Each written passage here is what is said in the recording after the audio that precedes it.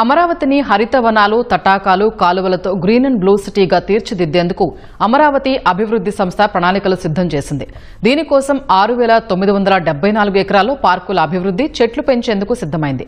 ప్రధాన రహదారులు, ఎల్పీఎస్ లేఅవుట్లలోని రహదారుల పక్కన, రహదారుల మధ్యలో, కాలువలు, చెరువుల ఒడ్డున పెద్ద ఎత్తున చెట్లు పెంచనున్నారు.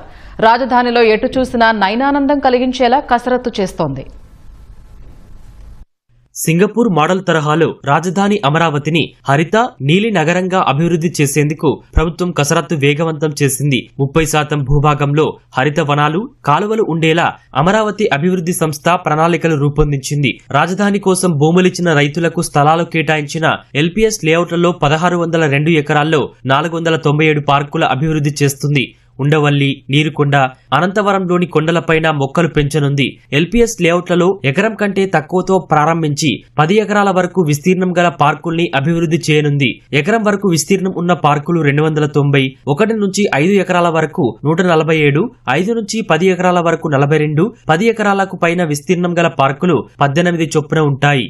ఏడాది పొడవునా కనువిందు చేసేలా వివిధ సీజన్లలో పుష్పించే పూల మొక్కల్ని రాజధానిలో నాటాలని సీఎం చంద్రబాబు ఆదేశించారు. రాజధానిలో మొత్తం 34 ప్రధాన రహదారులు ఉన్నాయి. వీటిలో చాలా రహదారుల వెంబడి మొత్తం 8 వరుసలుగా చెట్లు పెంచబోతున్నారు. రహదారులకు 2 వైపులా సైకిల్ ట్రాక్లు, నడక మార్గాలు ఉంటాయి. వాటి మధ్యలో ప్రధాన రహదారికి అటు 3 వరుసలు, ఇటు 3 వరుసలు, మధ్యలోని 2 మీడియన్లు కలిపి మొత్తం 8 వరుసలుగా చెట్లు పెంచుతారు. ప్రధాన రహదారుల సుందరీకరణకు 1420 ఎకరాలు కేటాయించారు. ఇది 34 ప్రధాన రహదారులకు 2 పక్కల మొత్తం 640 కిలోమీటర్ల పొడవు ఉండనుంది. ఎల్పీఎస్ రహదారుల సుందరీకరణకు 709 ఎకరాలు కేటాయించారు. ఇది ఎల్పీఎస్ జోన్లలోని రహదారుల పక్కన మొత్తం 1244 కిలోమీటర్ల పొడవు ఉంటుంది. సెంట్రల్ మీడియన్ల సుందరీకరణకు 445 ఎకరాలు కేటాయించగా 34 ప్రధాన రహదారుల మధ్యలో 450 కిలోమీటర్ల పొడవు ఉంటుంది. బఫర్ జోన్లలో మొక్కల పెంపకం కోసం 22 ప్రధాన రహదారులకు సంబంధించిన బఫర్ జోన్లలో 494 ఎకరాలు, పబ్లిక్ రీక్రియేషన్ పార్కు కోసం సాకమూరులో 190 ఎకరాలు, మల్కాపురంలో 21 ఎకరాలు కేటాయించారు. లంగ్ స్పేస్ పార్కు కోసం అనంతవరంలో 31 ఎకరాలు, జీవ వైవిధ్య పార్కు కోసం కూరగల్లులో 200 ఎకరాలు కేటాయించారు. కాలువల వెంబడి సుందరీకరణ పనుల కోసం 611 ఎకరాలు కేటాయించారు. నది అభిముఖ ప్రాంత సుందరీకరణ కోసం కృష్ణానది వెంబడి 22 కిలోమీటర్ల పొడవు స్థలాన్ని కేటాయించారు. కృష్ణాయపాలెం రిజర్వాయర్ సుందరీకరణ కోసం 71 ఎకరాలు, నీరుకొండ రిజర్వాయర్ సుందరీకరణ కోసం 158 ఎకరాలు, కొండలపై మొక్కల పెంపకం కోసం ఉండవల్లి, నీరుకొండ, అనంతవరం కొండలపై 400 ఎకరాలు కేటాయించారు. జలవనరుల అభివృద్ధిలో భాగంగా ఐనవోలు, నేలపాడు, నిడమర్రు, నవలూరు, తుళ్లూరు, వెలగపూడి, అనంతవరం, సాకమూరు, నెక్కలులోని చెరువుల్లో 600 ఎకరాలు కేటాయించారు. అమరావతి ఔటర్ రింగ్ రోడ్ ప్రాజెక్టులో మరో కీలక పరిణామం చోటు చేసుకుంది. భవిష్యత్ అవసరాల దృష్ట్యా అమరావతి ఔటర్ రింగ్ రోడ్ను విస్తరించాలని కేంద్రంపై ముఖ్యమంత్రి చంద్రబాబు చేసిన ఒత్తిడి ఫలించింది. 140 మీటర్ల వెడల్పుతో భూసేకరణకు కేంద్రం సమ్మతించింది. ఓఆర్ఆర్కు ఇరువైపులా సర్వీస్ రోడ్లు నిర్మించేందుకు అంగీకరించింది. అమరావతి ఔటర్ రింగ్ రోడ్డుకు 150 మీటర్ల వెడల్పుతో భూసేకరణ జరపాలని 2018లో నాటి తెలుగుదేశం ప్రభుత్వం ప్రతిపాదించింది.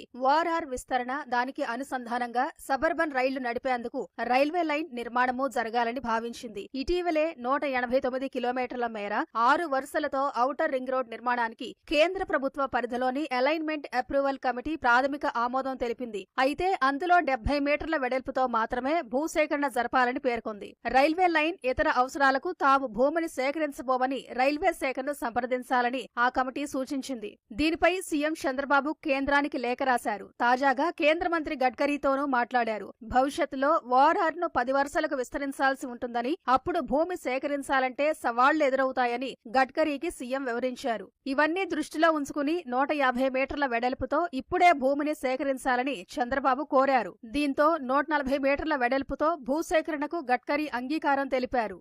ఇటీవల alignment approval committee Amaravati outer ring రోడ్డుకు అనుమతి ఇచ్చినప్పుడు కేవలం రాజధాని ప్రాంతం వైపు మాత్రమే సర్వీస్ రోడ్ నిర్మాణానికి ఆమోదం తెలిపింది. ఓఆర్ఆర్కు బయటి వైపు అవసరం లేదని పేర్కొంది. దీనిపైన సీఎం చంద్రబాబు గడ్కరీతో చర్చించారు. ఇరువైపులా సర్వీస్ రోడ్లు ఉంటేనే ఓఆర్ఆర్కు ఆనుకొని ఉండే గ్రామాలు, పట్టణాలకు చెందిన వారు సులువుగా రాకపోకలు సాగించగలరని వివరించారు. గడ్కరీ దానికి సమ్మతించారు. అలైన్మెంట్ అప్రూవల్ కమిటీ ప్రాథమిక ఆమోదం ప్రకారం 70 మీటర్ల వెడల్పుతో ఓఆర్ఆర్ భూసేకరణకు 16,310 కోట్లు ఖర్చవుతుందని అంచనా వేయగా ఇప్పుడు 140 మీటర్ల వెడల్పునకు భూసేకరణ వ్యయం పెరగనుంది. త్వరలోనే కేంద్ర ప్రభుత్వం ఉన్నతాధికారుల నుంచి రాష్ట్రానికి అందే ఆదేశాల్లో ఆ వివరాలన్నీ ఉంటాయని NHAI వర్గాలు తెలిపాయి.